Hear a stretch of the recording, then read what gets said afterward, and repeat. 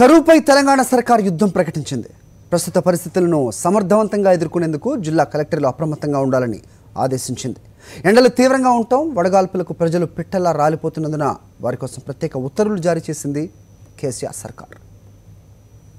కరువు, వడగాల్పులు, ఎండలు, భూగర్భ జలాలు తగ్గిపోవడంతో ఏర్పడిన పరిస్థితుల పట్ల జిల్లా కలెక్టర్లు అప్రమత్తంగా ఉండాలన్నారు తెలంగాణ ముఖ్యమంత్రి కేసీఆర్. సహాయక చర్యలు చేపట్టేందుకు ఎక్కువ ప్రాధాన్యం ఇవ్వాలని సూచించారు. తిండి లేక బాధపడితే వెంటనే స్పందించాలని కలెక్టర్ల సదస్సులో అధికారులకు ఆదేశించారు. కరువుపై సుదీర్ఘంగా జరిగిన సమావేశంలో జిల్లా కలెక్టర్లకు దిశానిర్దేశం చేశారు. వడదెబ్బతో మరణించిన వారి కుటుంబాలకు ఆపద్బంధు పథకం కింద 50,000 రూపాయల ఆర్థిక సాయం అందించాలన్నారు. 65 ఏళ్లలోపు వారికి ఈ పథకం వర్తింపజేయాలన్న నిబంధన తొలగించాలని అధికారులను ఆదేశించారు.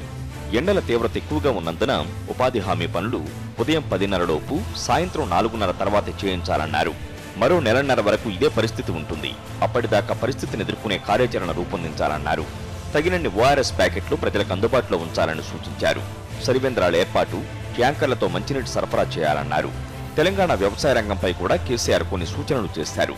భవిష్యత్తులో పత్తికి ధర పడిపోతుందని, ప్రత్యామ్నాయంగా సోయాబీన్, మొక్కజొన్న పంటలు సాగు చేసేలా రైతుల అవగాహన పెంచాలన్నారు. రైతుల రుణమాఫీ 3వ విడత నిధులు విడుదల చేయనున్నందున రుణమాఫీ సాఫీగా జరిగేలా చూడాలని సీఎం కలెక్టర్లకు ఆదేశించారు. సాక్షి న్యూస్, హైదరాబాద్.